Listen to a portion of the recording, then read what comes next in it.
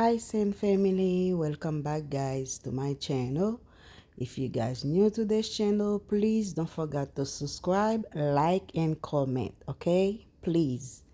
Sou nouveau sou channel sa, pa bliye bam yon abone, kite yon komante pou nou, epi kite yon ti like, ok? Klike ti pouce la pour nous dim non mes vidéo non supporter. So today guys, I'm going to make a Haitian sauce Grosèl, okay? So this is a Haitian name. We're making sauce Grosèl. So that sauce, you don't use no tomato paste, you don't use no tomato, okay? And it's very good, all right? So watch the video for you guys to know what we Asian make called Grosèl, okay? So aujourd'hui on a fait un petit sauce poisson Grosèl et non gen apè moun ki ka geta connaît ça Grosèl là et qui ça yo pral attendre dans vidéo. Et puis ou même qui pas connaît ça nous relè Grosèl là, sou pot ko jam fait déjà. Gade vidéo ça et puis ou après qui j'en ont fait. OK? So, de pou se Haïtien ye, ou kon fait manger déjà, ou ap getan konnen ki sa ki sot ki Grosèl là. Mais seulement so ka fait, bon mon ti like et puis partager vidéo pour supporter sister. Et m'vle di merci à tout le monde qui toujours gade vidéo nou yo, qui toujours ba nou like, qui toujours supporter nous. So I want to say thank you to everybody that support me, subscribe to my channel, share my video, and give me a like. So this is how I clean my fish, because even you buy the fish at the store, you still have to clean it again. Because even the store say they clean the fish, the tail is never clean. The head, you still have to clean all those parts again. Okay, guys? So, même si vous achetez poisson en store, vous connaissez tout que a toujours gen kal, tête là, ou supposé gratter là encore. Parce que vous pas jamais fin gratter le vrai famille, okay?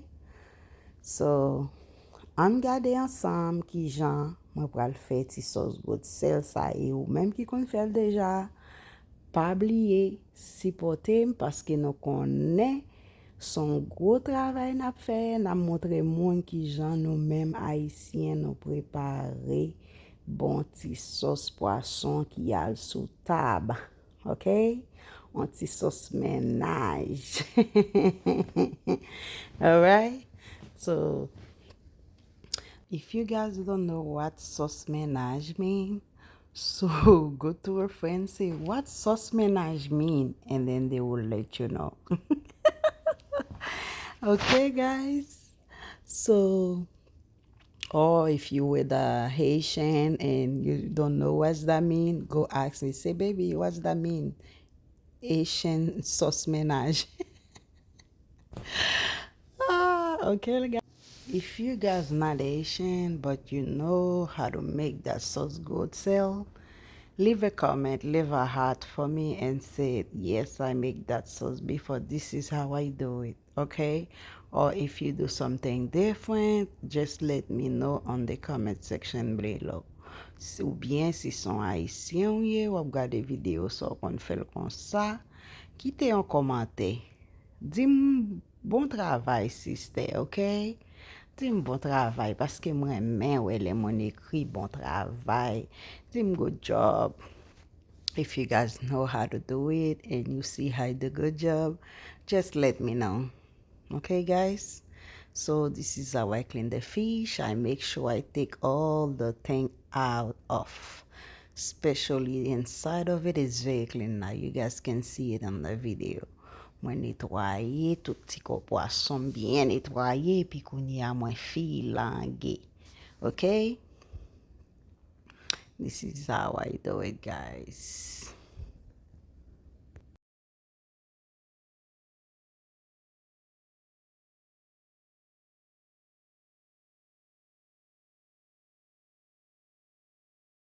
Now I rinse it again before I put it on this one.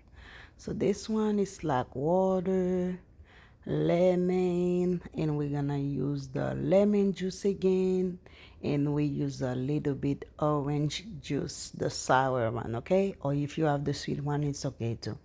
So moi utiliser citron, moi utiliser de l'eau citron, et moi utiliser un petit jus orange là-dedans. But if you guys don't have if you guys want, you can still use the vinaigrette. You can still use that too. So, sou vlo ka utiliser vinaigre là-dedans. So, c'est comme ça. Okay, guys? Alright, this is salt we put on it. And then I put some hot pepper and parsley. Moi, mets un petit piment piqué avec un petit persil. When you guys clean your fish, even if you don't like when I clean my meat with the parsley and hot pepper, but you cleaning your fish, do this. Put a little bit hot pepper on it and parsley. It will help, guys. Okay? Même sou pa remen, lo lave viande nou ak persil avec piment, mais depuis c'est poisson, pas oublier mette la dan. Parce que poisson a vraiment besoin bagay ça. Parce que poisson c'est bagay qui senti du. So now I rinse it, but I rinse it with cold water, not hot, okay? Fish don't rinse with hot water. Never put hot water in your fish. Cold water, guys, okay? No hot, because fish, it's easy to cook. So you don't need to do all the stuff putting hot water. Moi, rinse la un petit de l'eau frette, no de l'eau chaude. And then I add some Haitian confit on it. I mets un petit confit haïtien là-dedans. Okay? You guys already saw. Non gen tan wè sa yo ye, parce mwen montre non na ekran, et puis mwen metel. C'est comme ça mwen fel, guys, okay? So now, this is the bean. I'm gonna make a cornmeal with bean. I love it with black bean. That's why I use black bean, but you guys can use different bean if you want to, but I just like the black one. Mwen pal fon ti mayi moulen ak poa kole. So mwen utilize poa noir. Sou pa vle ou ka utilize diferent poa, men mwen menm se poa noir mte genyen, e li mremen tou le map fe mayi moulen, c'est ça que fait se li m'utilize. Okay, guys? Alright, now this is my Haitian seasoning. I make that one. I wanna make a video about it, about how to make it. I make one before, but I wanna make one more because there is multiple way you can make it, and I use all of them different way, and it's good. So, mwen vle fè un lot video avec epis, même pou kon ki lè, men map fèl toujou. Rete nan channel sa, paske map toujou lage ti video. Mwen gen pou m fè video, même si nou m di nou map fè un bagay anko, m pa fèl, ok? Map fèl di ka pran tan, men map lage lanko, paske se manje map montre non, map toujou lage ti video. So, I always gonna have a video available for you guys, even if you don't see it this week. If I say I'm gonna bring a video, I'm gonna bring it because it's gonna take time, but I still gonna bring different video every time to show you guys, okay? So I use the salted pig on hot oil, and then I put my seasoning, but that seasoning is different from the fish one, okay? This is my brother on the video. He always come over and like to Goute. So this is it. I put the bean on it after I fry the salted pig, the seasoning I make, and then I put a little bit salt, okay, to fry the beans a little bit. And then I put garlic, but the seasoning I put has a lot of garlic on it. I put a lot. When I say a lot, because cornmeal need it. Okay, even I already blend a lot of parsley, garlic, and then the clove, I still put some in there again. This is the cornmeal we're gonna use, okay?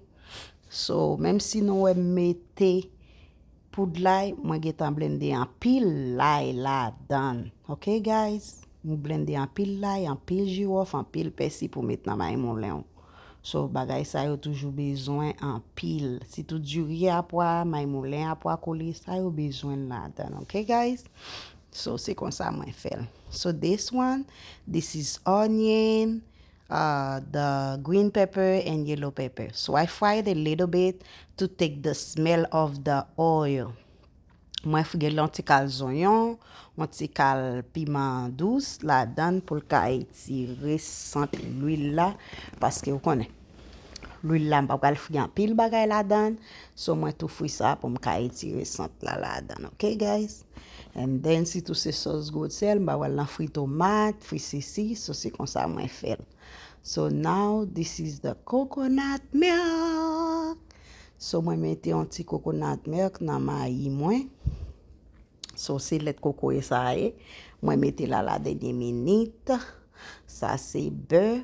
This is the butter. I put it at the last minute too on the cornmeal. So this one is still coconut milk. The rest of it I added to the fish. Okay, guys? Guys, this food was so good. I'm telling you guys. You need to try that recipe.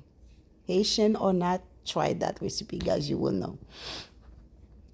And so poko fè sos sa deja, al fè li bon, li vraiment bon, guys.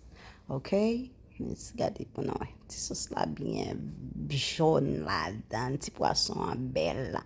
Et puis moi mettons l'autre petit beurre là-dedans. Okay? So I put some butter on the sauce too. I like to put my coconut milk on cornmeal at the last minute because it make the cornmeal with the bean taste better. Lo fait mayi apre kole ou ajouter bagay sa yo nan dernière minute comme ça li fait le pigou. So this is the Haitian confit, c'est toujours c'est confit haïtien, moi ajouté nan zonyon, échalote et puis piment douce. And then I add the pepper first and then I put my onion. Okay guys? So this is how I do it. And I put a lot of onion because I like to eat it with the cornmeal and the taste. You're not gonna make a lot of sauce because it's for the cornmeal and you're doing a Sòs Kreyòl, so you don't need a lot of water on it. Ou pa bezwen an pil d'lo la dan paske son Sòs Kreyòl ou pral fè. Gade may moulen an fami mi. Isn't it nice, guys? Look at it, guys. Look. Very nice. Sou reme video sa fami mi, fè m konen nan komante. Okay? Di mo reme sa. This is a tea. Guys, I'm telling you, you guys have to make tea, okay? And this is the plate for my fan, for you guys, my people. Si plat sa, c'est pour non fami mi yo. Et puis, moi arrange l pour non. Okay? C'est comme ça te fini. Okay?